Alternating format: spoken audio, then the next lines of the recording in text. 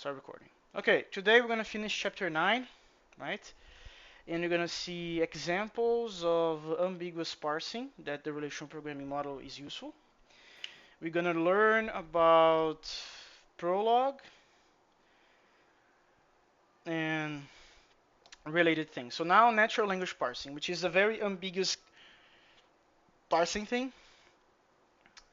So relational programs can be written to parse highly ambiguous grammars, such as natural language. But there are other examples of ambiguous grammar, such as COBOL, apparently. So in COBOL, okay, so let me put it this way. Why would you do ambiguous grammars? Because you want, like, you know when you are in a programming language and you see that there is what seems to be an arbitrary distinction or constraint about, oh, type variables need to have capital letters. Or you cannot have numbers as the first character in a binding or something like that. The reason they do that is not only because of style, but is also because this allows you to not have this type of problem. So, for example, imagine that you have this thing. So this if statement uses variables named if, then, and else. So from a programmer point of view, you may say, yeah, I know, but in my case, the variables having these names make sense. So I want to have the freedom to do what I think makes more sense to my case. Okay, and then there's two things that you should take in mind. People will get confused by your choices just by looking at it. And second, this makes the parser of such programming language more demanding, because now it has ambiguity to take care of. So the parser has to decide whether each occurrence of the tokens if, then, and else is a variable identifier or a keyword. Because if it's a keyword, you're doing, I don't know, if expressions. But if it's an identifier, you have to treat it It's just a as an value. identifier. Exactly. The only way to make the distinction is to continue the parse until only one unambiguous interpretation remains. So this is more like, if you encounter a potential syntax error, you don't blow up, you continue going, because you may encounter something at the end that that puts the ambiguity to something that must be only a single thing, and then everything is fine. So this is why it's called like a look ahead of more than one token, right? Yeah. You are doing a look ahead of potentially like a full-blown expression. Potentially the Uh, entire program in the worst case. exactly. Cool. And then we go to the Fortran one. Okay, so this is COBOL, right? So apparently COBOL allows you to do this type of thing, which again, maybe you want it, but you should not want it. And then this is worse because you have a for loop that has like this construction from 1 to 10, and you the I, and then there's this 5 here. But if you change this to a dot instead of a comma, then for some reason, okay, but this uses very particular premises. For Well, example, Fortran allows white space within a variable identifier. So these motherflippers uh, didn't have the insight of like, okay, maybe we should put single quotes around this in this case. No, this means that if you put a dot, these single spaces here, white spaces, are discarded, and they actually are parsed like this. Um, so this means that the parser has to look far ahead to decide whether there is one token or three, because of the dot instead of the comma. The parser cannot parse the do statement unambiguously until the dot or the comma is encountered. Why would you ever do that? I have no idea. because you like to suffer. Oh, and here's the worst thing. This is a for loop doing the iteration. This is now an assignment, right? And gets worse because in this case, The loop body is gonna run once. yes, yeah. But here's the thing. In this case, the loop body is executed exactly once, and with an undefined value of I, because the program is going to use I after this line. And then you ask yourself, I is gone, right? Because I is now combined with the do 5, so there's no I anymore. No. They thought of that. So apparently, Uh, where is it? And does Wait, not, yeah, the problem is that Fortran allows white space papa and and does not require oh that yeah, variable here. identifiers be declared in Exactly. advance. So the I that's going to be using the assumption that it is between 1 to 10 is actually going to contain garbage. It's not even say undeclared variable, as it should. Because in this language, okay, so these two decisions are the what makes this insane. Allowing white space within a variable identifier and not requiring the forward declaration of the variables before use.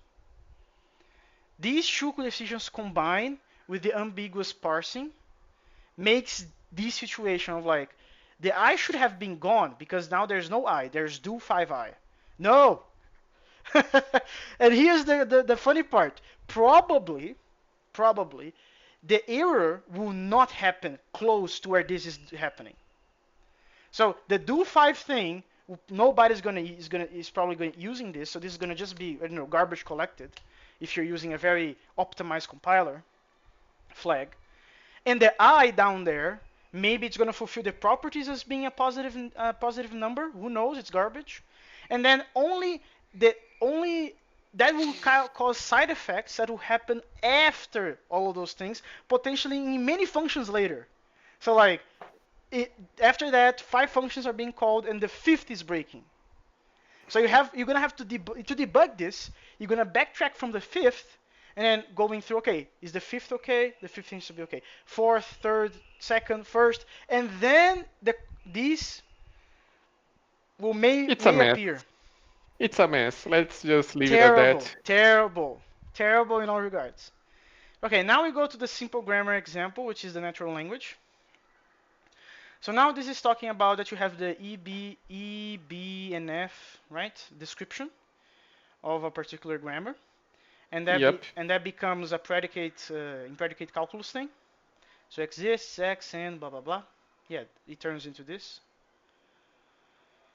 And then you have a way to do that, which is very simple. This is just exploiting logic variables and the unification of the equals of the bind. Yep. Then you have that. Then you have choices to put the available names, verb phrases, and stuff. And then generating a parse tree. Yeah, more examples of that. Nothing too crazy about that. Then you have the generating quantifiers, which essentially is generating the every and the for all, and probably the exists as well. Yeah, exists is here. And yeah, this will correspond to that. This will correspond to that in predicate calculus. And you keep going with this semantics. And there is an observation here that I don't know if they kept that the determiner function is actually binding things a little bit ahead of time, but that's okay. Yeah, since P1 and P2 are single assignment variables, they can be passed to the determiner before they are bound, because of the how the semantics of the logic variables, how do they work. Yeah, data flow variables are really nice. Each non-terminal brings its piece of the puzzle, and the whole grammar fits together. Like this is a very non-sequential program in this sense because of the logic data flow variables. Running the parser. Yeah, this is where I understand why Marinho keeps calling these things goals. Now it appears.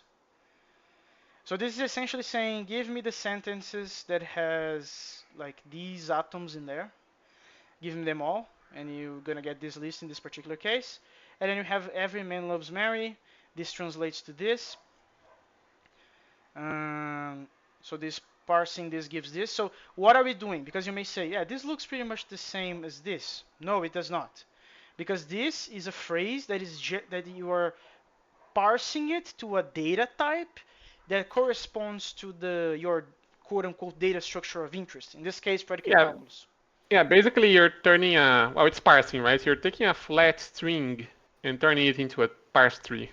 Yeah, the thing that makes this weird is that this is already the sentence. This doesn't seem like a bunch of tokens because they are atoms. But yes, they are separate tokens that in this case makes sense. Every man loves Mary. But it's just a coincidence anyway. And if you put every man who lives loves a woman, it will give this outcome here. Running the parser backwards. Okay, so this is where relational slash logic comes into place.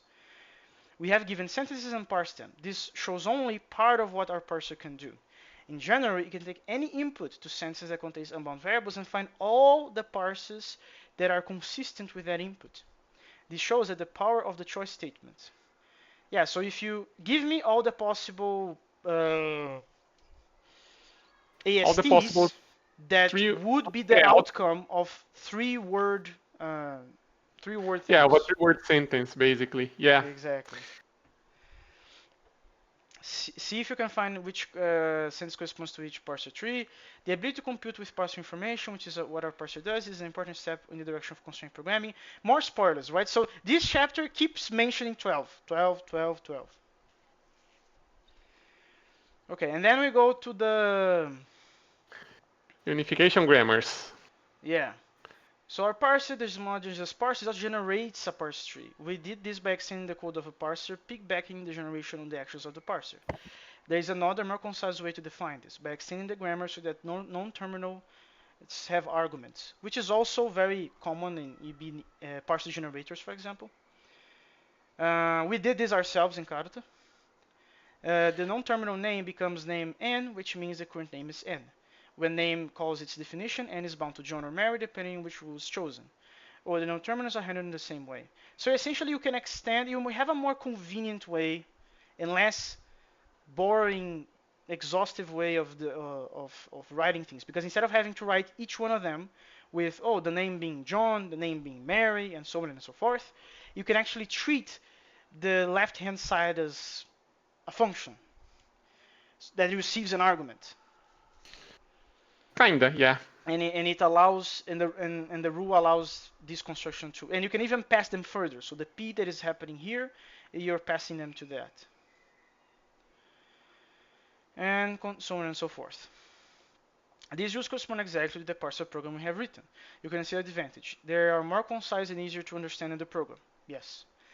They can be automatically translated into a program. This translation is so useful that a program language has a built-in preprocessor to support it.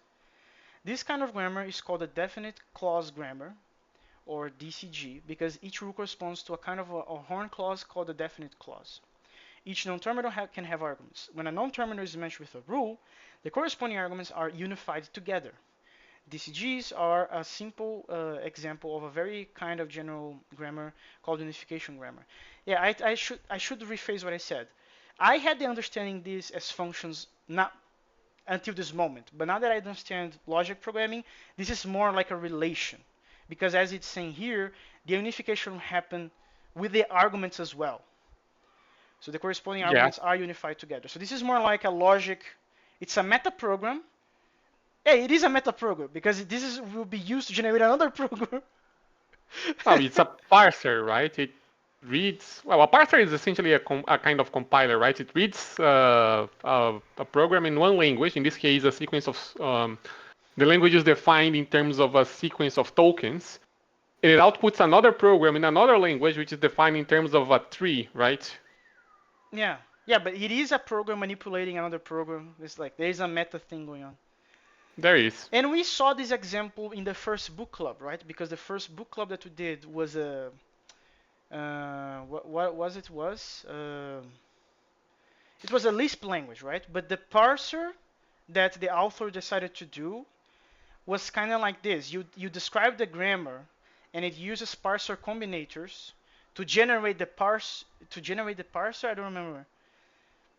Oh yeah, right. The build your own Lisp book. They used Build your own Lisp. Exactly.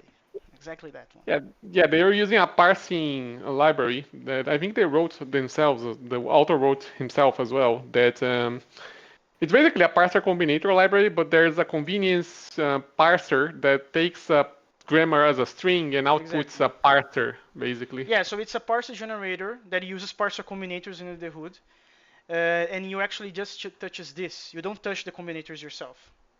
You touch something similar to this thing. Many different kinds of unification grammar are used in natural language parsing. A grammar interpreter. Yeah. Yeah, now this is where it gets interesting. Because now you're going to make the parser of this. As expressions, yay. So it's now it's a meta level now. For each new grammar you want to parse, you have to build a new parser. So what do? You create a parser for the grammar. The parser is hardwired. Its implementation is based on the grammar it parses. Because again, this corresponds to that, to the one up there. But what if Yeah. we change this? If you change this, you have to change the parser program. Fine, let's make a program that does that. Wouldn't it be nice to have a generic parser that would work for all grammars simply by parsing the grammar definition as an argument? Again, so we are adding meta levels to the discussion. A generic parser is easy to use and more flexible than a hand-wired parser. To represent the grammar in a programming language, you encode it as a data structure. You're going to use EBNF. Recall that an interpreter is a program written in a language L1 that accepts programs written in another language L2 and executes them. For the generic parser, L1 is a relational computation model, L2 is a grammar definition. The generic parser uses the same execution strategy as the hand-wired parser. It keeps track. Yeah, so this is like we are using the same strategy of the one in the first one. Yeah. Yeah, so there is a self-hosting. Oh, not self-hosting, but a little bit reminds you of self-hosting behavior. That I'm using the strategy of the first to the on the second. The second Yep. sequence to be parsed and the rest of the sequence. Yeah, so a simple grammar. So we're going to use S expressions with as the example for our grammar, or our grammar language. Our grammar will parse S expressions and build the list that they represent. So this is the structure of the grammar we are willing to parse. Extends the BNF notation by allowing some extra things that doesn't matter, but this matters. So encoding the grammar. So now I want to ask you, this is just a record, right? This is just a tuple. This is This not is doing just a anything record. special. Yeah. Yeah, this is not doing anything special at all. Yeah, so these are essentially the implementations that parses um, The first rule. yeah, Um, so these parentheses is this token here, yeah. and you can continue doing like that. And then if you have terminal elements, you have to identify them somehow, so you put the T just for the sake of identification. And then you continue doing that for all of them, which is a very simple grammar, right? So doesn't require that much. We represent that grammar as a record where each non-terminal has one field. We should consider putting this in the meta programming talk. Oh yeah, we should. Because this is also a very good example of meta programming going nuts, saving the day. Um, running the grammar interpreter. So now, given a set of rules, we can actually generate a parser. So now we are in a parser generator territory. The function new parser takes a grammar definition. Okay, so let me put this straight. You write things in this form. We compile it to this form. Actually, you write things in this form, which is a representation of the form above, and then the compiler will take this and turn it into an actual parser, basically. Oh no, I take that back. You're right. Actually, this is the base. This is the grammar language encoding. So that means that if you want to add a new rule to this set of rules, because these are just generic rules, these are just like all the possible cases so that you can express anything. If you want to be able to add a new way to express something, you're gonna change this, which corresponds to changing this code. But if you don't need to, if everything that you want to express can fit in these 5 lines, then you can just keep that, and that generates a particular parser for your use case. And then you can just pick a goal, because this returns a procedure probably, and you can just parse that. Yep. And then you can just apply a particular example of. Well, this is just showing you what you can do. Yeah. Yep. Okay, so you are parsing the S expression because you built a way to parse S expressions up here.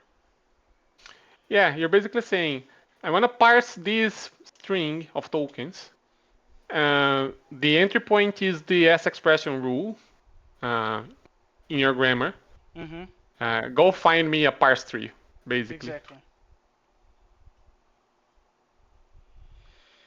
Um, okay, so it accepts four kinds of goals, this program. A list of other goals, the parser is called recursively.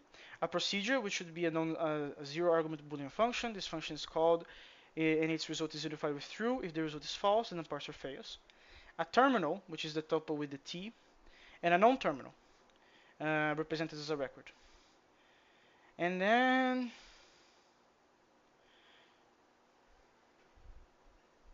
okay, dynamic choice points.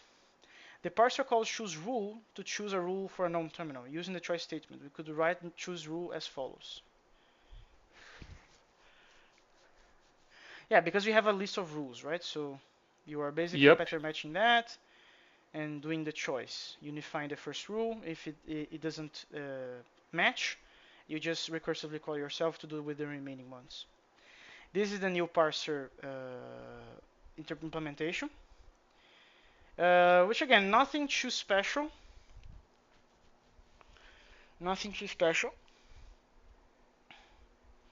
You're gonna return parse, right? But you have to have the bookkeeping. So the S0 and S, I think is gonna mention that.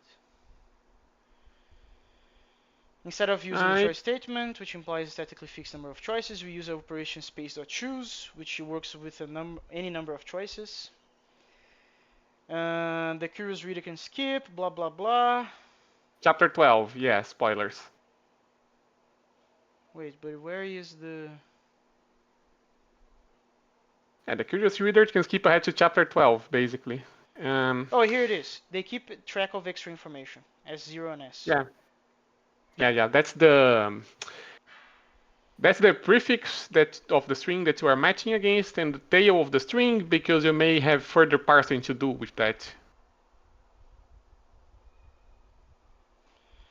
Yes, exactly.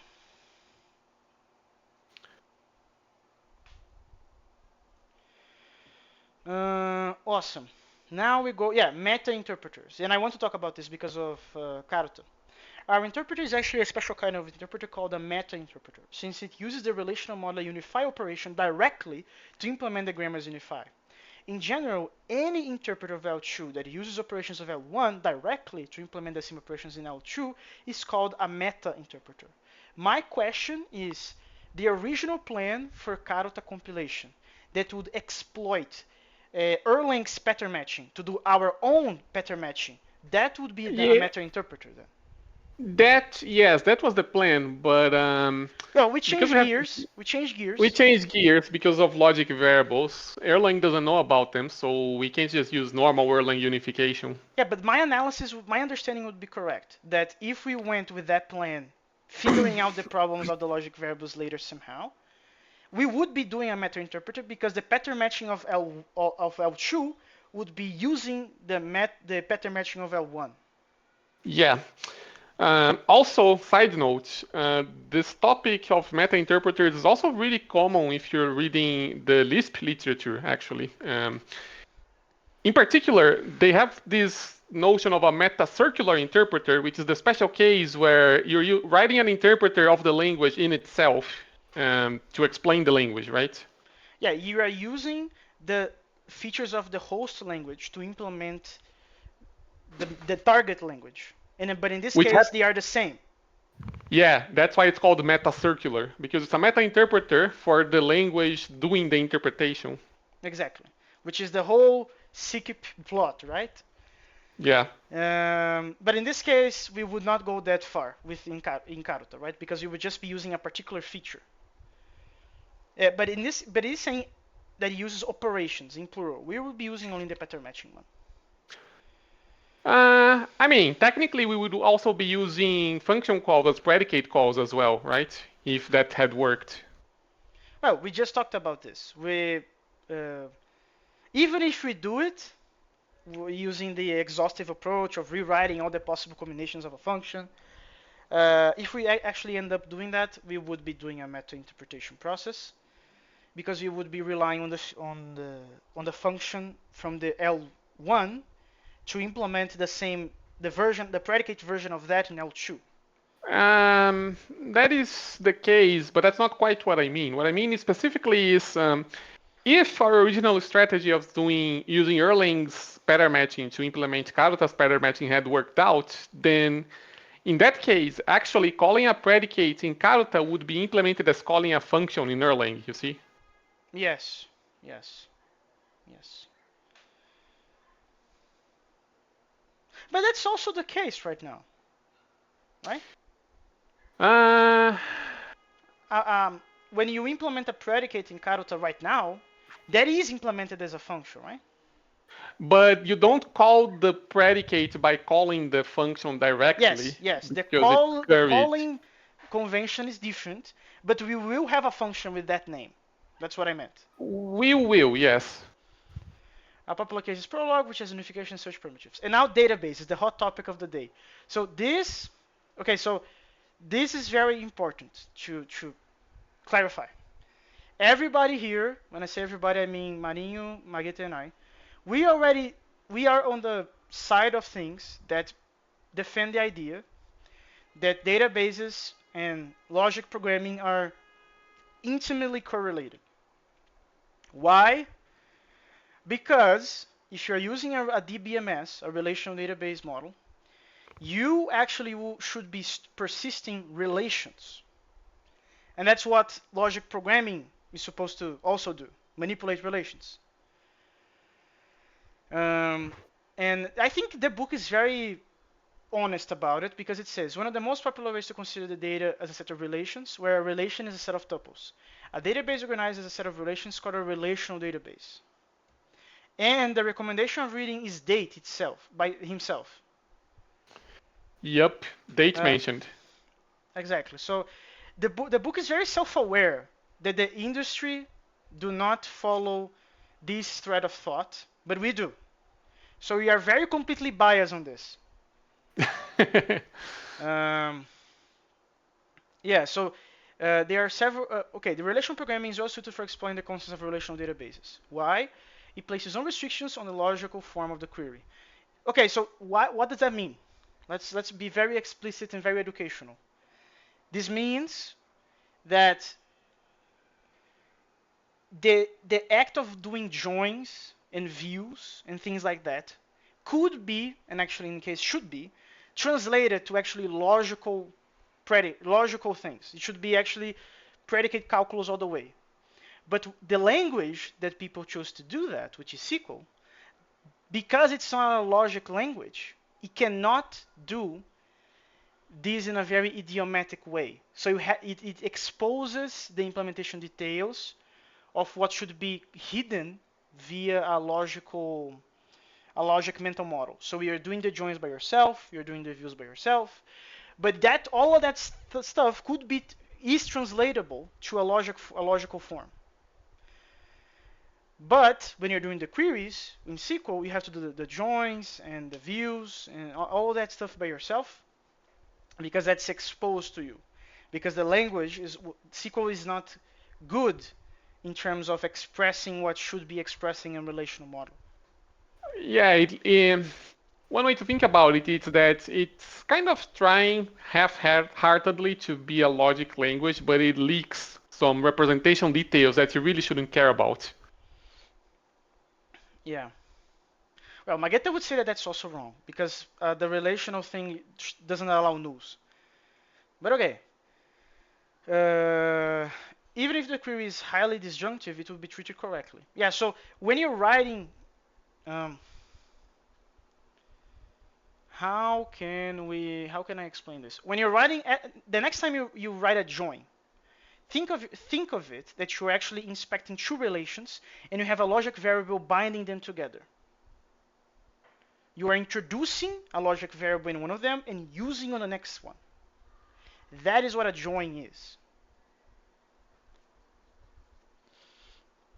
So you should think on those terms.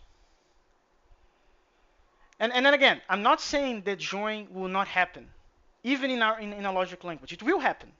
But the difference is who is caring about that? The application layer programmer or the database layer programmer? A deductive database is a database whose implementation can introduce additional tuples that are not explicitly stored. Typically, the deductive database allows defining new relations in terms of existing relations. This is a view.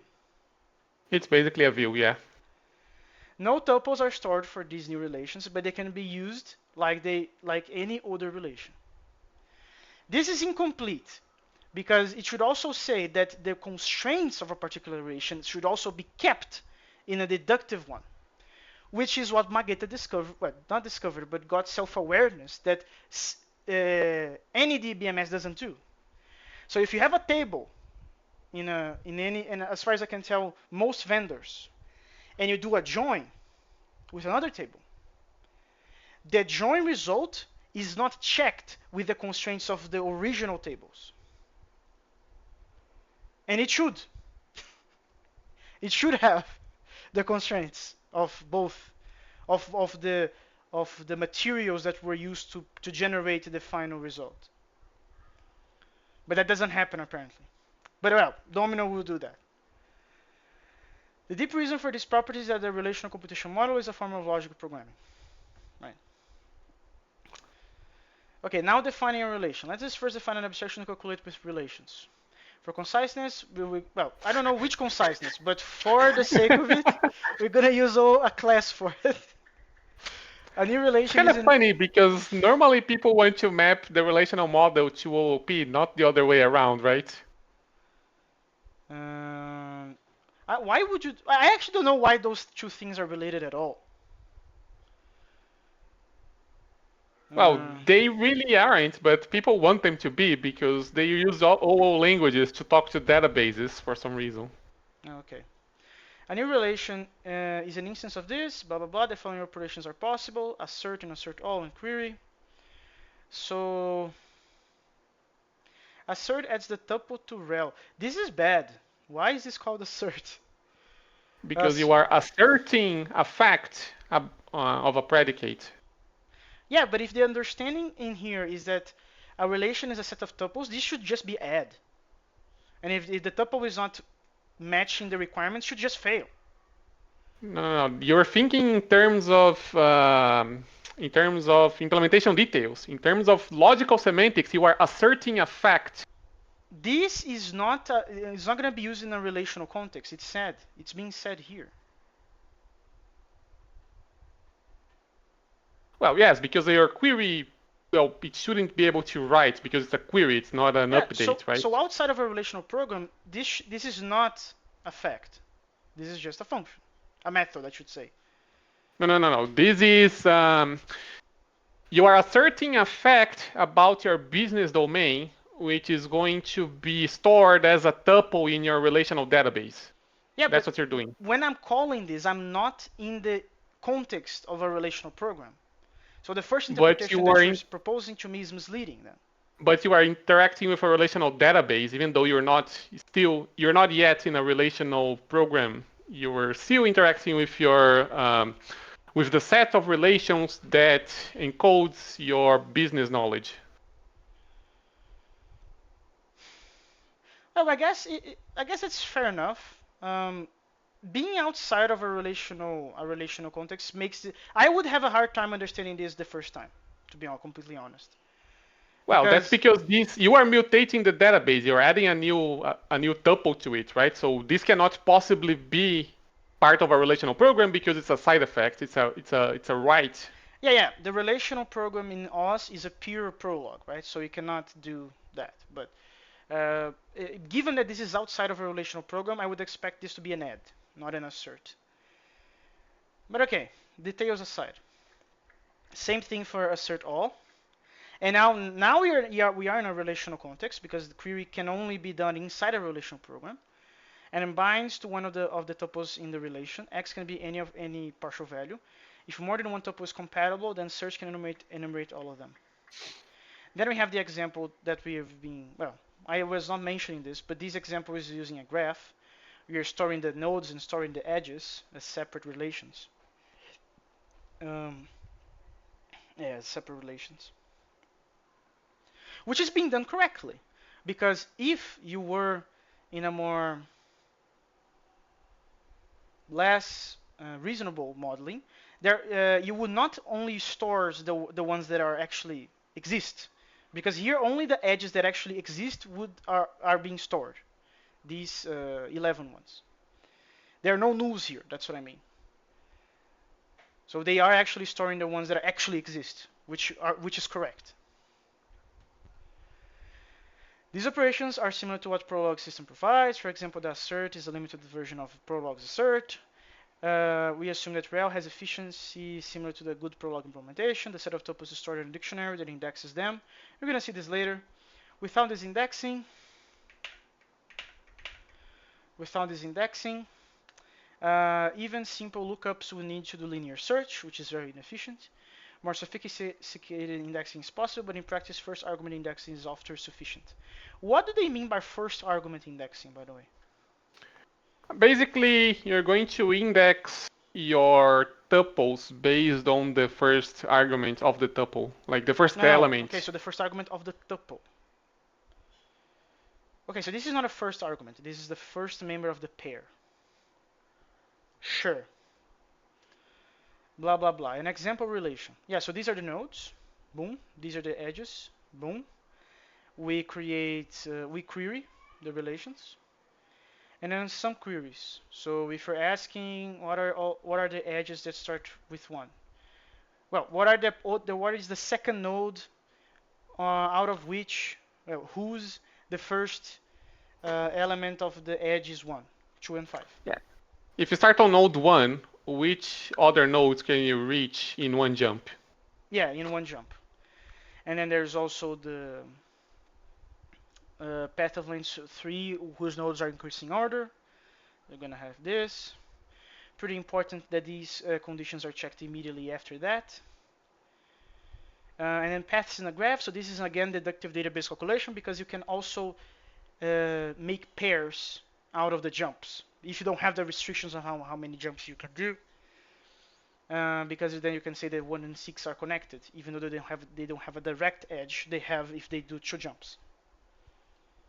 And then this is going to be the definition of that. The relation path is true if path is a path from B to B. Path P uses an auxiliary definition, which has the extra argument trace, the list of already encountered nodes. If it's the first choice and B, which means the path is complete. In that case, the path is simply the reverse of trace. In the second node, we extend the path. Yeah, because we need to save the trace serves the purpose of we are saving all the intermediary results as well. So if we didn't know that 1 is connected to 2, we're going to save that. If 1 is connected to 5, 2 is connected to 5, all of those implications are also taking advantage of that. In the second choice, we extend the path. We add an edge from A to the node C. The path from A to B consists of an edge from A to C and C to B. Nothing crazy. And then implementing relations. This is where we see the class, right? So here we go. And then I have a question here, I believe. First argument indexing is a performance optimization. It is implemented by using a new operation to check whether the argument is bound or unbound. If the first argument is unbound, then all tuples are possible results. If the first argument is bound, then we use it as an index into a much smaller set of possible tuples. This is to cut all the unreachable subtrees. Basically. Okay, now I got it. Yeah, I don't think it's worthwhile reading this, but it's okay. It's using a dictionary in its internal implementation for performance reasons. It's checking if something is already bound or not, so you can do the optimizations that is already been mentioned. Nothing too crazy. Extended relational computation model. This is a general observation. To implement state for relational abstractions, we need state and the ability to detect whether a variable is still bound or not. Because of encapsulated search, a running relational program can only read state, not modify it. The Boolean function returns true or false depending on whether x is not an unbound variable or is unbound. Very peculiar choice of words, right? He could just said bound or unbound. Yeah. This just confuses the reader. A variable that is not unbound is called determined. Yeah. Okay, finally the Prolog language, and here is where I have questions about the color of the cuts. Okay. Um, Despite many extensions and ideas, Prolog is still, I'm not gonna say doing great, but is still like the most prominent logic language available. Um, no consensus has yet been reached on a successor. The computation model of a pure subset of Prolog is exactly the relational computation model. So we have more examples. It is possible to compare Prolog with same execution efficiency as C, which is definitely not what we reached in Karuta. Well, no, but then our compiler and runtime were pretty simple, right? Well, there are actually levels of problems in here. We are using a VM. We're not doing like native compilation. And Yeah. second, the VM that we chose is actually pretty inefficient by its nature because it's immutable. I'm not saying you cannot reach high efficiencies with it. It's just that probably there will be cases where you're not going to be able to reach the same level of efficiency because you are handicapped. And even if we were using mutable VM and compiling directly to C, we still wouldn't be as efficient as C because we were not doing any kind of optimization on the Prolog side, right? Well, no, we're not doing cuts, for example. We don't have the exclamation mark operator, but we could. Even even if we did, we didn't even have indexing of any kind, right? Yeah, we're using relational programming, not constraint-based programming. There are many facets that we can optimize things. Many. Um, okay, it's basically saying that Prolog is great. It's good for natural language processing and constraint programming. Has many advantages for such applications. A pure declarative subset programs are concise with the expressions of unification and the term notation. It is dynamic and implicit, the memory management. And there is a set of useful non-declarative operations, which is actually what we're trying to run away from. We're trying to keep Karuta as declarative and logic as possible. That's why we are discussing about using the Mercury route of doing effects. The true programming styles, yeah, this is very important. For algorithmic problems for which efficient algorithms are known, most applications written in Prolog, including expert systems, are of this kind. So this is when you already know how to solve it. Yeah, like when The I think I sorting showed you, example. right? Yeah, the The sorting merge example. sort. Exactly. So instead of asking Prolog to sort something and just saying they need to be in ascending order, you write the program in a particular way that makes it easier, efficient wise. So you write it in the form of a merge sort. But as I told you before, Marinho, and I'm going to say it again, that's kind of already cheating Is because you it? already know the solution for the problem. It's now just a matter of encoding it in the language.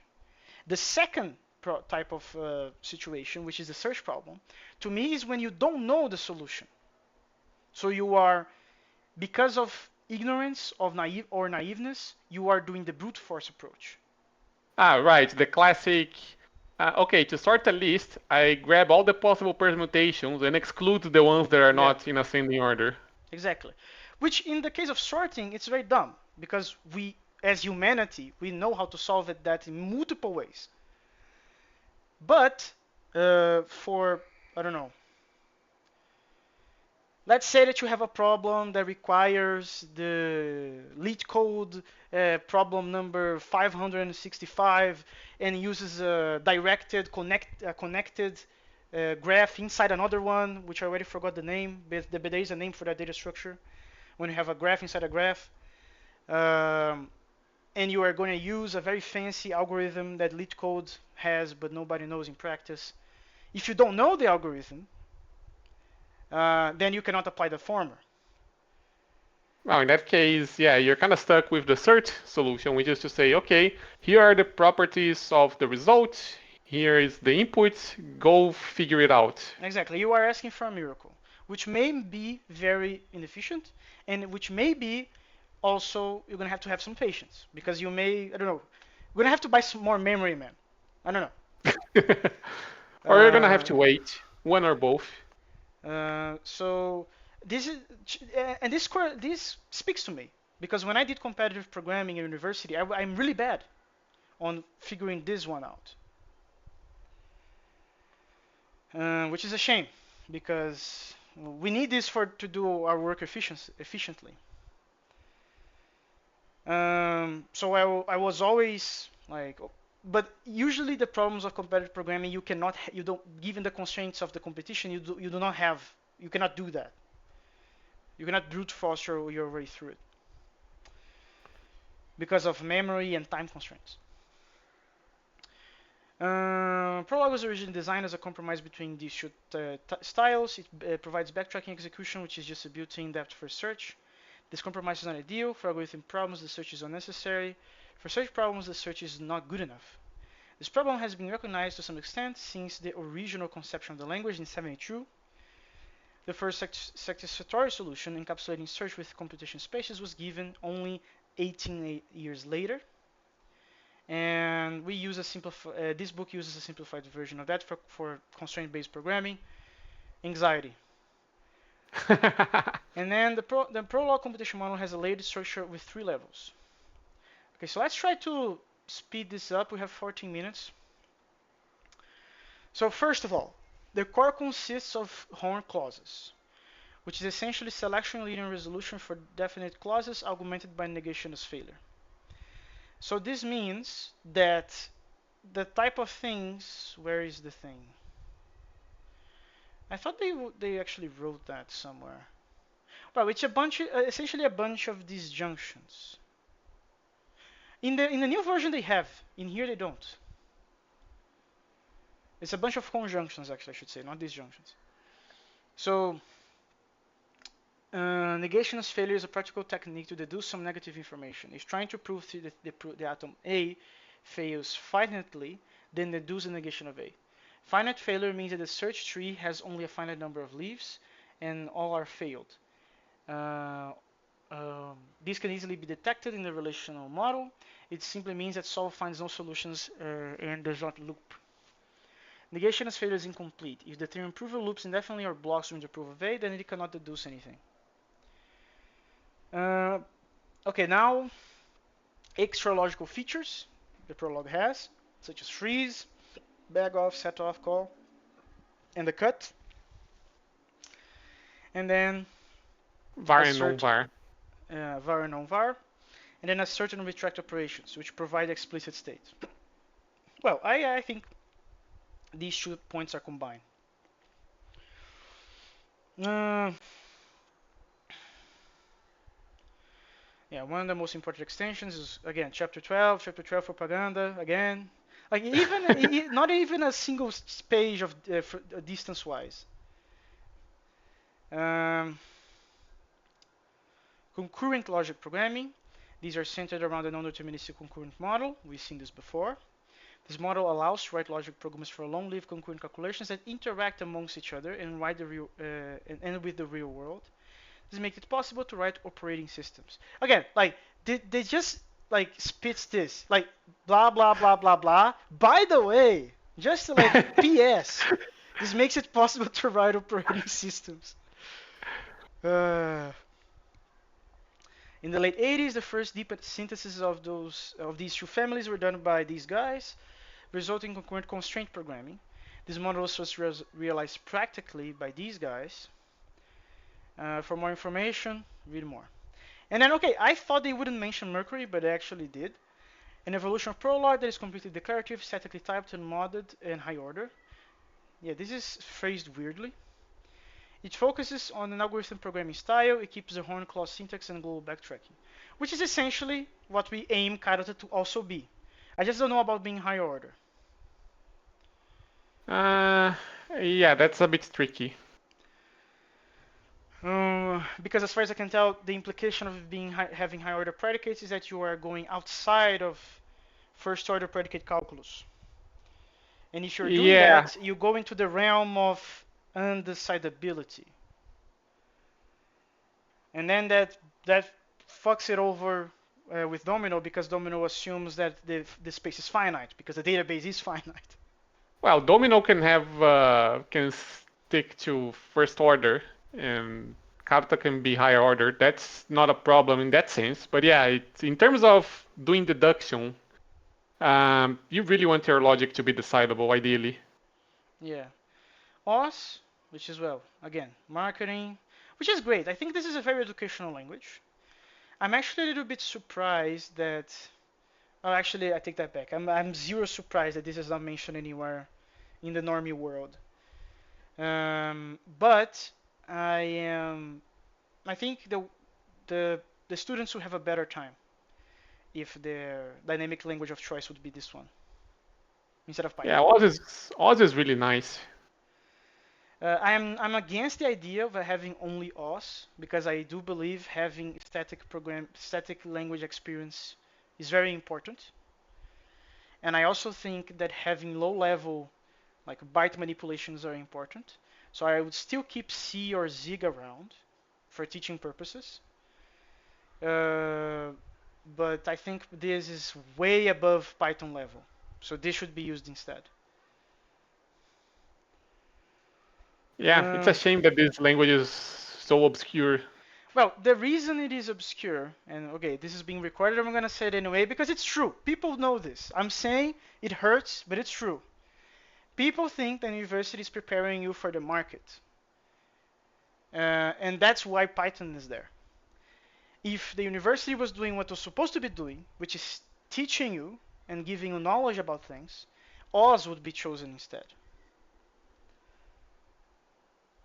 Um, and of course, more propaganda. Introduction to Prolog programming. Okay, so this is just a little bit of dipping your toes into Prolog, as we did with Java and Erlang before in Haskell. Yep. So you have factorial. Uh, well, it is not a one-to-one because they have some nice things like the is, for example. Is it nice? That's not actually relational in terms of being But able isn't to go this backward. sugar? Pretty sure this is sugar, Um, man. well, that's basically, well, it's explained like two paragraphs below, but basically that n minus 1 is actually a tuple, and is basically an interpreter that takes that tuple and actually executes the Isn't the just subtraction. equals? No, actually, it No, isn't. no, no, no. Okay, let me take that back. The subtraction needs to be done before, but whatever the left hand side, or the left hand side is here, and the right hand side, can't you just translate the sugar this sugar to equals after translating the minus? Like Uh, make a temporary binding with the minus. Well, let's say that you are in Karuta, so you're gonna do negation. You're gonna create a variable, like a garbage name variable, then negation, then plus. That's a subtraction. Pick the result of the plus, put on a equals with this binding. Isn't that enough? yeah, that's not really what this is doing. But I'm not. No, but that's a different question. I ask if that's not enough. Well, it is. It actually is, but that's not what this is. Yeah. Okay. So this is to consider the terms of the subtraction we pass it to the predicate is, which interprets it and does the subtraction. Yeah. This is not relational or logical at all. Which is a shame. Why is this not just sugar? Because Prolog is an old language, Lemus. But that doesn't make any sense. The Prolog is the more prominent logical language available. Why they chose to do because I understand having extra logical, like non-logical built-ins, such as printing. It's I because understand back that. then it was not clear how to do this efficiently in a relational way. Wait, so are you saying that the Prolog folks are efficient first, semantics second? No, no, no, no. I'm talking that back then they didn't have the knowledge that we have today of, oh, you can do some kind of constraint propagation to do the subtraction in a relational way. Like, You don't this need predates constraint. that. No, are you calling what I said constraint propagation? Um, no, it's not Then necessarily, your argument is but off. Like, I'm not a genius, and I immediately came up with a way to do this that keeps it relational. okay, the problem is that you are relying on the existence of negation and addition. And then how do you do negation and addition? Well, the same you would do any predicate that is a built-in. You would implement it yourself by hand in your compiler or The point is interpreter. that plus and minus are not actually predicates in Prolog. Oh, okay, okay, but I would push y then. Why is that not that's not the case? You gave me a, a, a point that maybe is the real reason. They couldn't think they could think of what I thought, but they couldn't think of a way to implement it efficiently. That's a separate argument. Because I don't accept the argument that they could not think what I just thought. I mean, Prolog has a bunch of stuff that's just there for efficiency reasons, right? Yeah, so that's why I asked. Are you saying that the Prolog folks are efficiency first, semantics second? Well, I don't think so, but you have to remember, this is the 70s, Lemos. They didn't have the hardware that we have today. Sure. Well, maybe what I said is also too many cycles above what they had as like the ceiling. Anyway, this is why you have to use extra variables and 1 and F1. Let's call the predicate. So this is how you do a query. Which Prolog is this, by the way? Any Prolog, basically if you open a Prolog repo, it gives you a query which it looks like this. It's a query prompt, right? It's a question mark dash, and then you just type after that. Okay. It works. When column factorial, the system tries each clause in turn. If the clause head unifies with the caller, then the system executes the call. The call is in the clause body from left to right. If the clause head does not unify or a body calls fails, then the system backtracks. Oh, this reminds me of something. You mentioned already that microcoding doesn't have the same. Um, Interleaving semantics. yeah, and I It want to does. It does. understand. I want to understand more about that because that means in Prolog, if I have two things, two clauses, and I swap them around, the outcome of the program may change. It may That's not true change. in mini microcoding. Is that what you meant? It will still change in microkernelling, but that's not the point because, like, logically, the results of a predicate call, the bindings that you get out of that, the possible bindings, I should say, logically they are a set. So the order in which you get the results doesn't actually matter from a declarative Ah, perspective. you are saying that in the most usual Prolog implementations, they have a well-defined behavior for that, like grabbing the things out of the set of variables, and in Yeah, but microcoding that is different. yeah, because like in Prolog, they explicitly define, yeah, we're doing depth first search. And there's actually a reason for that, and the reason is again performance. Depth first requires the least amount of memory. Mm-hmm. But the problem is that depth first, it's not a complete search strategy. You can get stuck in an We're infinite gonna see loop. that. We're gonna see that here. Yeah, you can get stuck in an infinite loop, even though there may be a different search area in Mm-hmm. which you can get a result, right? What microkernelling and minikernelling do is they say, okay, we're not actually going to do strict depth first search. We're actually going to do some interleaving so that if there is an infinite loop next to a valid solution, we can reach the valid solution in finite time because we don't That's what get stuck matters. in the loop. Yeah. Yeah. Yeah, and that's a perfect segue to this thing. So calculating logically with lists. So we are this. What is the problem? We want to know if one list is a sublist of another list. And the implementation we're going to do is pretty straightforward.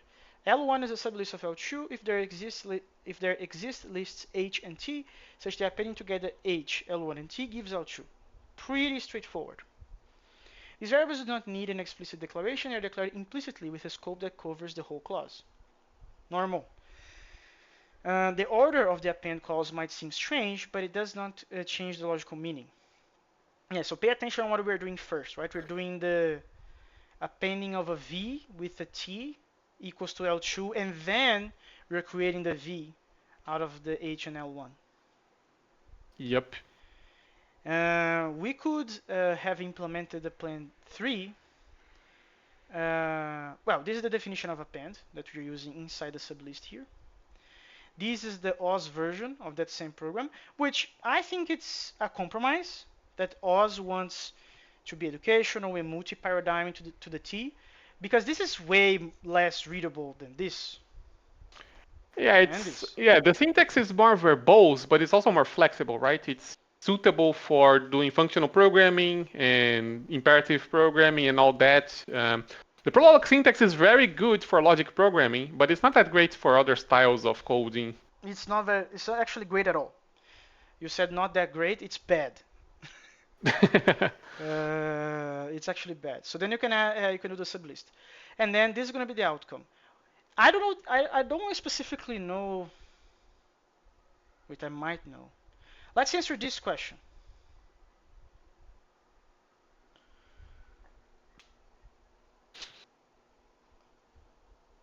Why are the solutions returned in this order?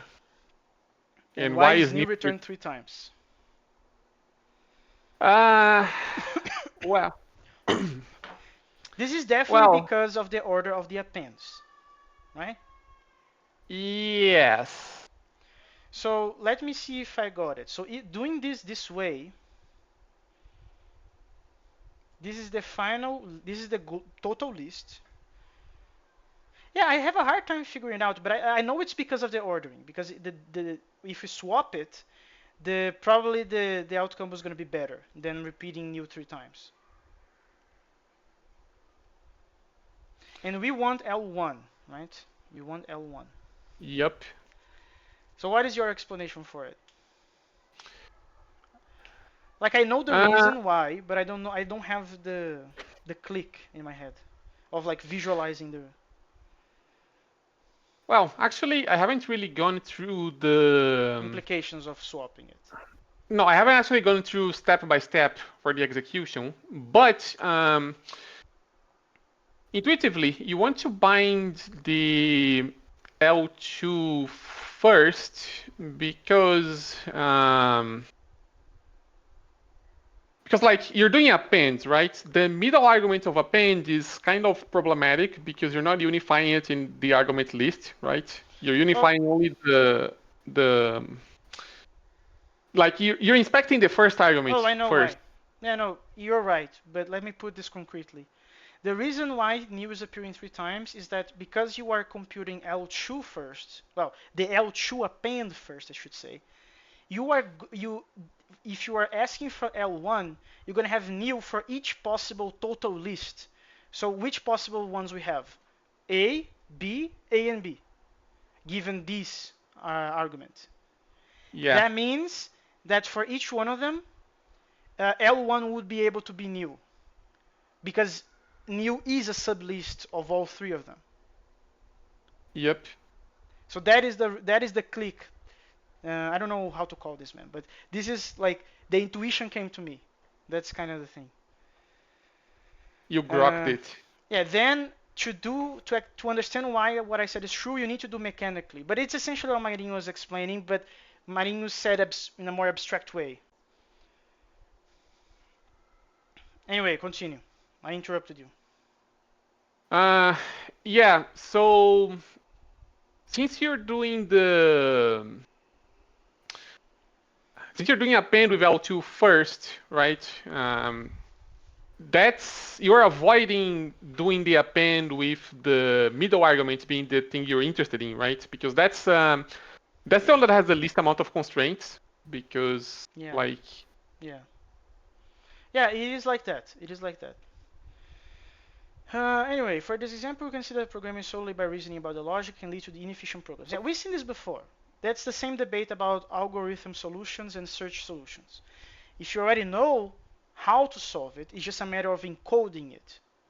If you don't know how to solve it, you're asking for a miracle, you need to accept that you're going to have potentially inefficient solutions. yeah,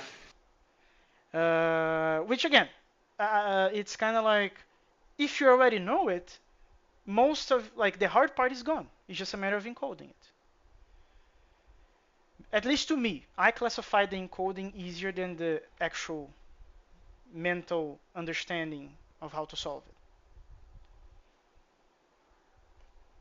If you are, well, I should put an asterisk on that. Assuming that you are already efficient in the encoding idiom of choice. If you're not, then you have two problems.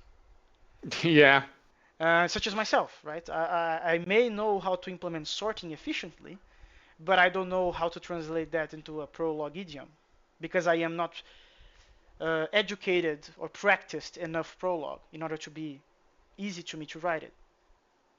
Which is not the case for Marin. Marin already knows how to write it. So for him, it's just a matter of finding the solution to the problem. Um, The art of programming in Prolog is to write definitions that are both logical and efficient. Yeah, this is why. Uh, this is one of the reasons this is not very. How should I say? Using Jonathan Blow's argument, people don't really care about efficiency anymore, only in particular domains, such as game development, right? If you're doing a web Right. programming, there's a very solid chance you don't care about efficiency at all. Which is terrible, actually. Well, I would say, man, that's a very hot debate because if it, I don't really care. Okay, I'm gonna say a hot take right now. I don't necessarily care about efficiency because I do believe that for most consumer level consumption of anything related to software, computers are indeed fast enough that inefficient programs are unnoticeable. However, there you must care about efficiency, depending if that premise that I just explained is not true. You know, want to know an example? Easy. If you have a software for a medical application, if you are building software for that, and that's going to be assisting a surgery, human like AI assisted surgery, where the human is being assisted by, I don't know, some monitors to visualize some things about the patient. That must be as efficient as possible. Then you should care because it doesn't really matter how fast computers are.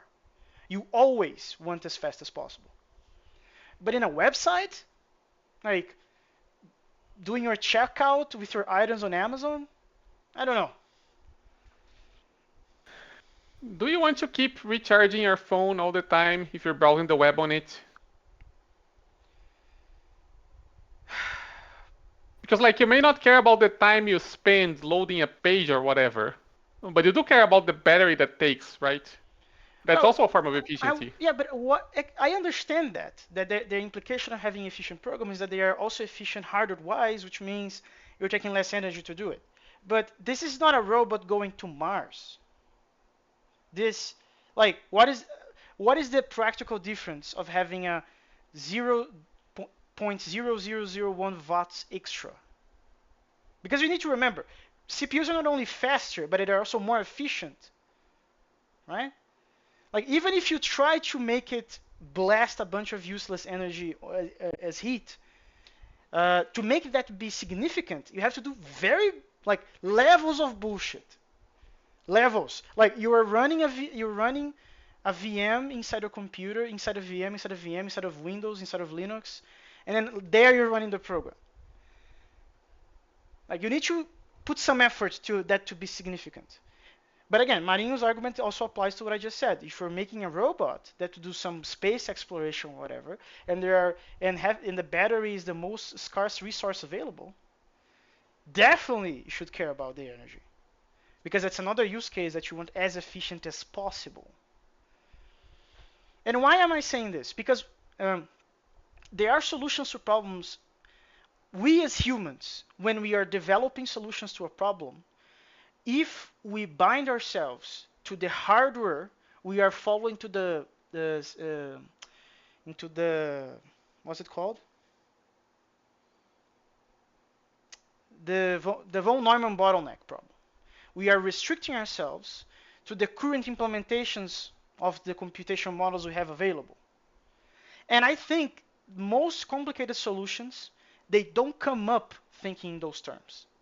They come up in a very abstracted and far away from the hardware manner that you don't care how you're going to implement it. You're just describing it declaratively, usually with a pen and a pen and a paper.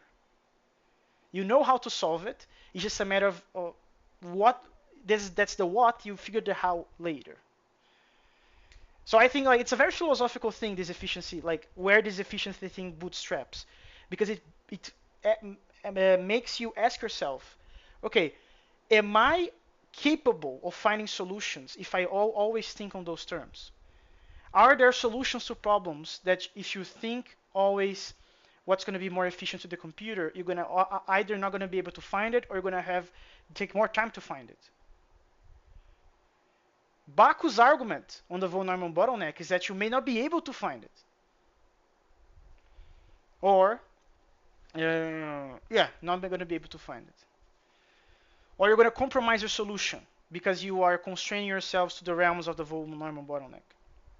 There's a difference, Lemos, between optimizing for a particular architecture or optimizing for the current state of computational hardware versus optimizing on a theoretical level. I think people should care about the theoretical level at least. Ah, I see. So you're saying you are not optimizing necessarily because it's a CPU of particular brand in a particular register type based architecture. You are optimizing already in the abstract. So you're not doing bubble sort, you're doing merge sort. You're not doing append to add an element to the end of a linked list. You're using a finger tree, that kind of thing. Yeah. No, no, I'm in favor. Okay, let me clarify. I am in favor of that. I just don't think it's the worst scene available that you can do if you just do the append, because usually for applications that we use, that extra delay and the extra energy will be non-significant. But I know, okay, this is a very hot take, I understand, because people just say, especially Jonathan Blow says, no, you care because these inefficiencies get encrusted into the culture in a way that at some point nobody will know how to write efficient programs. Which is true. I agree that you should know it. I'm just saying that you should not always, if you forget and it gets merged on a PR, you're not committing a crime. Most of the time. Most of the time. Maybe a patient will die because of that, but then you know what you're doing. You know you're building software for medical application. Tangent aside, how to write Prolog programs. First, write it as it makes sense. Nice. The resulting program is logically correct, but it might be inefficient or go into infinite loop. Second, rewrite it with taking care to keep the logical semantics. This step is the step that separates the boys from the men, the girls from the woman. Because if you have to know what is the algorithm, like introduces algorithmic knowledge that comes from where? From your head. So you need to know. So you rewrite it in a way that keeps the logical semantics intact, but it's more efficient. Which is what Marinho used as example. You want to sort something, you made a very naive version, which is just a miracle, and you re-implemented as merge sort. In the case of sublist, changing the order of the append calls change efficiency but does not change the logical meaning. The best order is one in which the append 3 with fewest solutions coming first. And third, add extra logical operations where they are needed. These operations are needed for various reasons, such as efficiency, adjusting execution order, modularity. I think the cut goes into this case. They should be used in a disciplined way, blah, blah, blah. Yeah, so apparently this is the cut. To avoid, so this is essentially cuts commits to the current clause, but discarded information needed to backtrack. No.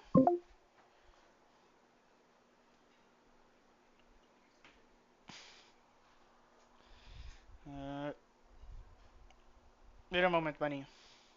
Is it another bug? No.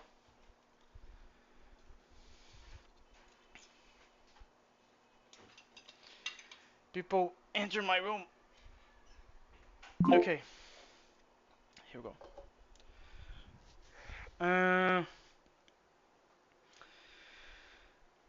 Yeah, so essentially this is, if you don't know, yeah, okay, this cannot be done mechanically. You need to do this if you know what you're doing. Because one of my questions was, okay, if you have facts, isn't this always the case? The answer is no, because maybe you have several facts, but one of them succeeded in this, but failed later, and the backtracking will change that fact to another fact. So you cannot just do this blindly. You need to know what the fuck you're doing. Yeah. Note that the cut is placed exactly at the earliest moment that we know the current clause is correct, and any output variables are bound after it. A cut placed in this way does not change the logical semantics. It's called a blue cut. Yeah, what's up with those names? What the heck is going on with those names, man? They liked colors, I guess.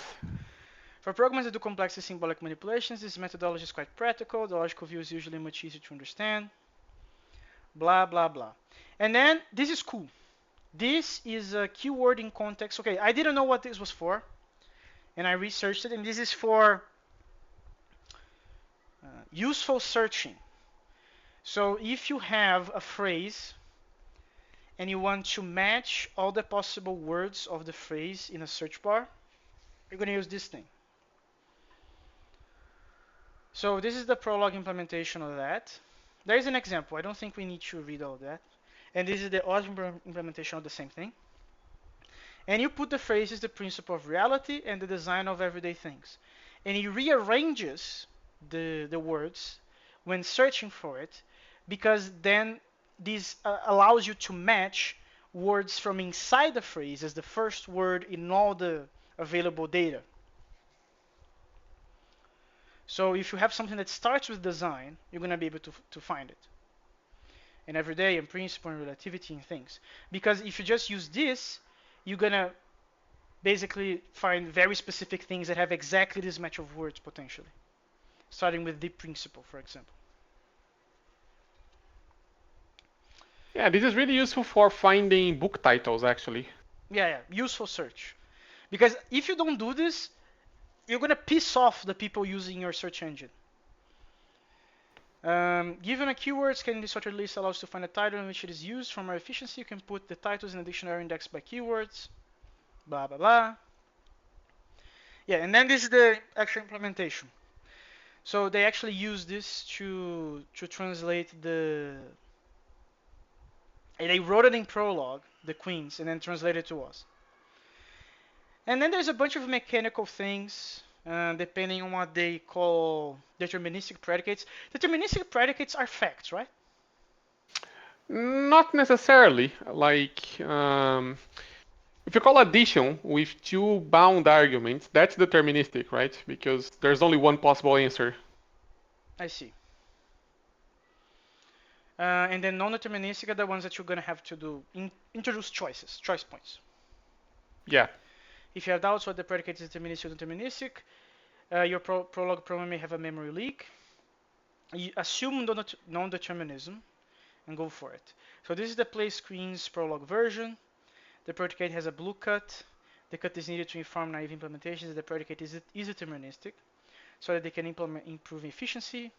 Yeah, this is very tricky, actually. Because you are actually using the cut to optimize a program, which, in my particular opinion, it's a pitfall because you cannot mechanically do this for the programmer. So that means that the whole idea of the programmer is only caring about the notational stuff and letting the operational stuff be cared by the implementer. That cannot be done efficiently. That separation, the clear-cut separation. Yeah, you need additional. If you want to do this mechanically, you need additional information. Like Mercury actually And I solves this think that's problem. that's Like, the whole thing problem, right? How can you know in no, the general no, case no, no, that no, no. these can You have a. no. You tell the compiler levels. That's the point. In Mercury, when you don't have cuts, but you can say, okay, if you call this predicate with the first argument being determined, then the predicate is actually deterministic. You But see? you still have to tell the compiler that it's still leaking operational slash efficiency slash implementation details No. to the It's programmer interaction. But you're not doing the cut yourself, is the point. You're just saying, okay, if you call this and the first argument is determined, then the whole thing is deterministic. Okay, I'm gonna give it. It's better, but it's still a leak because what would be the perfect world? The compiler figures it out by itself. That's That hoping for a sounds, miracle yeah, almost. that sounds like halting problem, right? Yeah. Anyway, but what you said is still better, right? Because your program doesn't have to care about it. You just go to the CLI and say, hey, if the first one is determined, cut it.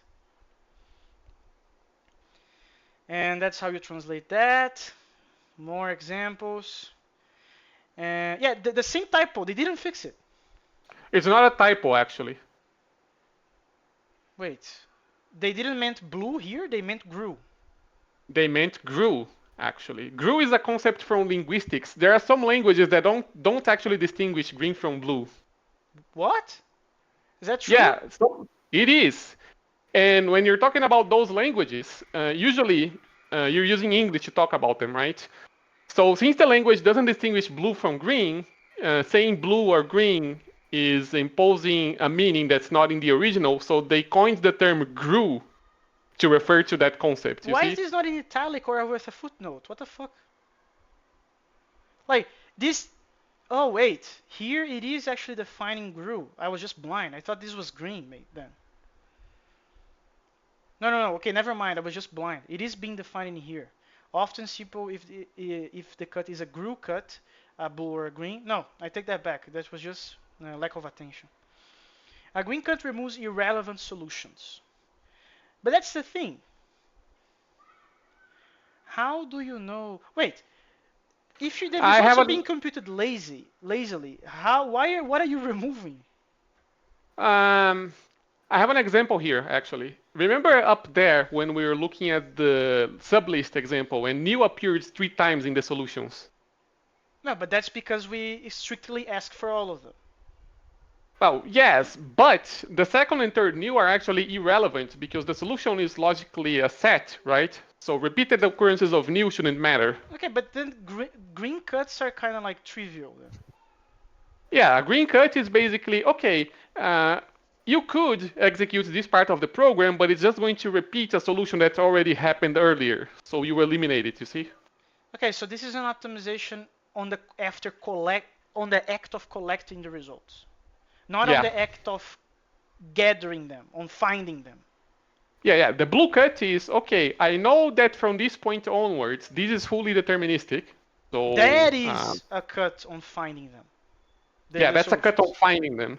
A green cut is okay. I know that I could execute this in this case, But it but it's doesn't going to matter. repeat a Yeah, solution that I know must have appeared earlier. So I'm going to cut this. yeah. Okay, but that's giving meaning to the colors at least. We say that the guards are quiet. It is. Okay, let me ask you this: why the guards must not bind any head variables? No, because of this Because cut. because of the cut, yes. So we are saying forget everything from before me, even like everything. Drop the environment. Drop everything.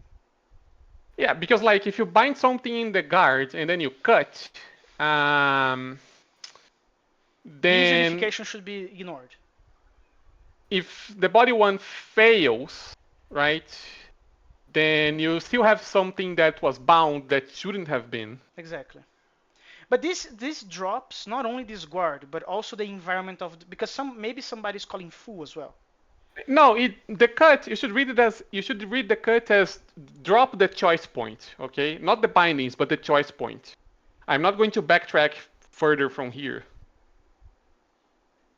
Yeah, that's related to my question. So let's say that somebody else called foo and X is already bounded actually. My question to you is, if the caller of foo bound X and inside foo I do cut, am I am dropping this unification, but am I also dropping the You're unification of not X previously? you're not you're not dropping the unifications, Lemus. You're only dropping the backtracking information. Okay, so it's solely backtracking. You're keeping all the binds. Yeah. But that doesn't make sense. It's saying that the guards must not bind. Well, yes, because what's gonna happen is the body if the body one fails, right? Sure. Ideally, you you would want to like you're not going to backtrack into another clause of foo, but you may backtrack into something that was calling foo, you see? And you don't want to mess around with the bindings of that. Repeat, please. Like if the caller of foo passed like X to foo and X is unbound, and Mhm. foo fails, Mhm. you would expect the X to stay unbound, right? Because foo failed. Yes. But that may not be the case if you do a guard inside of foo and it binds X and then you do a cut. So it's not only related to the backtrack information. It It is also related to the no, backtracking because the I backtracking didn't is say it's not. I said it's not only. It's also messing around with the binds, right? it's So the messing environment is around. also being taken care of. Mm, kinda, because here's the thing. Backtracking, besides doing control flow, it also does something else. It undoes any kind of binding past the backtracking point, right? Past the backtracking point. Yeah, like if you do full and you call guard one, and guard one does a bunch of bindings but then fails, right? Mhm. It's going to backtrack because you didn't reach the cut yet, so you haven't tossed away Yeah, any backtracking you're gonna go to information. this fool. Yes, but the point is, in order to go there, you have to undo the bindings that guard one Did. performed. You see? Yes, that's totally fair. Let's say that you failed on the body then. Yeah, if you fail on the body, then in that case, the cut has already discarded the backtracking information, which includes the list of bindings that must be reverted. You see? Wait a moment. So you're telling me no, no, no. Now I am especially confused because let's say that this guy bound some stuff. Let's say. Yeah, yeah. Let's say that this failed. If we are dropping, including the information on what to undo, we're gonna keep the bindings. We're gonna keep the bindings even though we're failing. You see the problem? Wait, but we are not doing that. The guards must not bind any head variables. Yes, that's why you must be careful to write your guards so they don't do any bindings. Okay, so let me put this straight. It is messing around, yes, with the environment, but for the sake of cleaning it up, the backtracking information properly. Yeah, because like if you do a binding, you're messing around with the environment and also adding an entry in the backtrack in the choice point saying, "Hey, I did this binding. I see what If it we is. fail, we have to revert it, right?" I see, I see, I see, I see. Very, If you very do a subtle. Very subtle. Yeah, if you do a cut, you're throwing away the choice point, which means the list of bindings that have to be undone is gone. You can't revert them anymore because you don't know what they are. You forgot about them. This is per predicate fashion then. I'm only like I'm only forgetting guard 2, but I'm not forgetting any other one. The You are ones also ma- for go go go. you are also going to forget the um, I guess you're also going to forget any bindings that are done in the head of the predicate as well, because No, if I that's did, okay, I see. If I did put some pattern matching, and yeah. if Z is already like the Z was a logic variable in some place, and I bound it to a list because of the pattern matching, that would also be undone. Yes, and if you do a cut, you're forgetting that, so you won't undo it anymore. Crazy shit. I can't, man. That's confusing as fuck. Like it must be very, you must be very professional and proficient in Prolog or logic programming to have the balls to do this. Yeah, no, you Um, have to be very careful with cuts. if the guard is deterministic, blah blah blah, and then there's the red cut. Yeah, a red cut prunes away logical solutions. It changes the logical semantics. What does that mean? Basically, if you're not careful and you do a cut, and the cut happens to eliminate possible solutions that are actually valid and you haven't seen before, the cut is interfering with the semantics of the program, right? At that point. That's a red cut. Yeah, but why would you do that? I understood why would you do the other two. Why would you do a red one? Skill issue, maybe. Okay, so this is just a naming for a bad cut.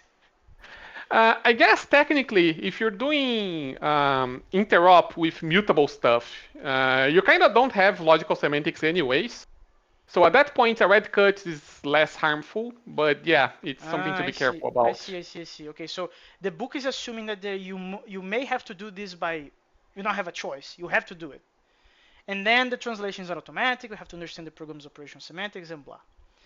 The bag Yeah. off and set off predicates correspond to solve all and solve. Yeah, so this is just the solve and solve all. I don't think it's worthwhile, especially because we are 1.5 hours already.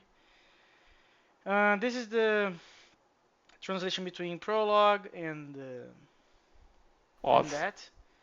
But this assumes the x is known and it returns kids. Okay, so this is the same problem as before, that we have to alter our program to compute all the possible what is an input and what is an output, what we are assuming to be bound and what is assumed to be unbound.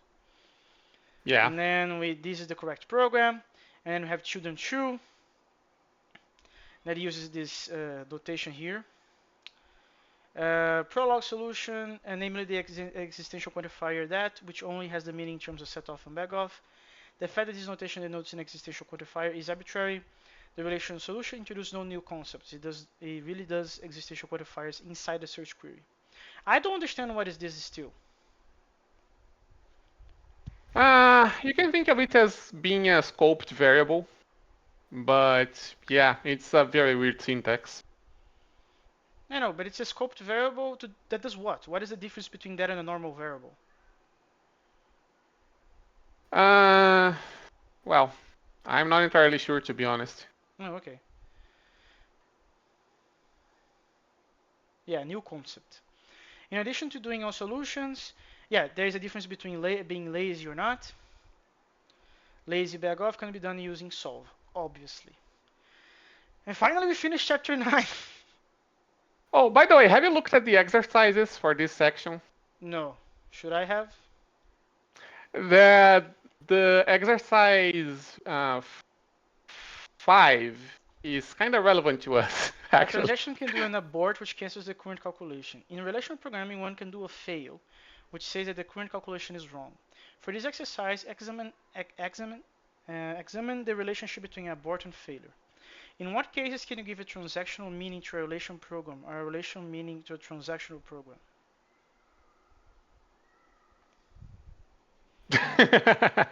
Well, but aborting is a logical failure, right? Well, that's kind of tricky because if you have an abort in a transaction, that means that that doesn't necessarily mean that you should backtrack. Is that the question being made here?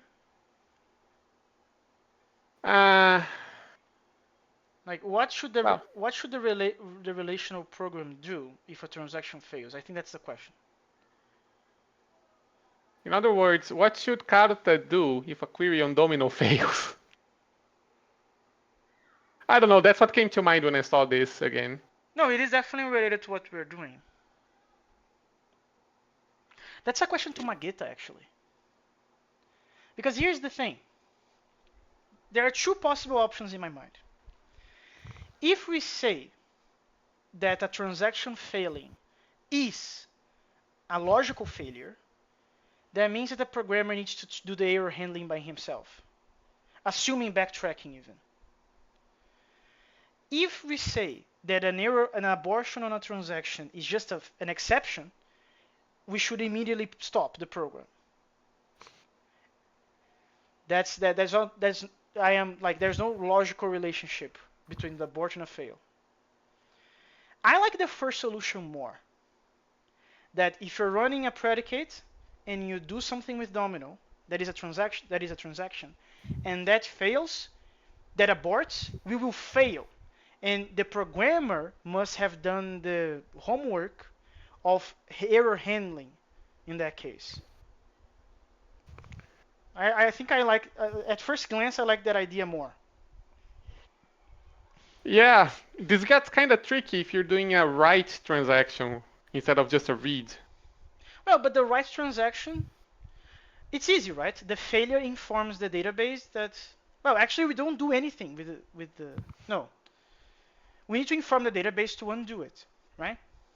We do, yes. Um, yeah, I don't know how that's gonna look syntactically because you guys want to use the datomic idea of having the database state as an atom. Well, as a binding, I should say. I don't know how we're gonna do that type of thing. But yeah, but this is a Yeah. very interesting. This is very interesting anyway. I am in favor of the first idea for now. If you have an abort on a transaction, that's a logical failure. We will backtrack, and it's your responsibility to handle that.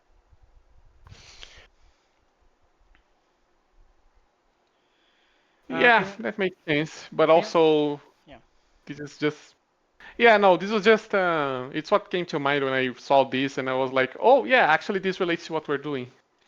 Next session is going to be full chapter 10, right? Chapter 10, GUI programming. Yeah, I don't see why not. I'm going to finish the recording.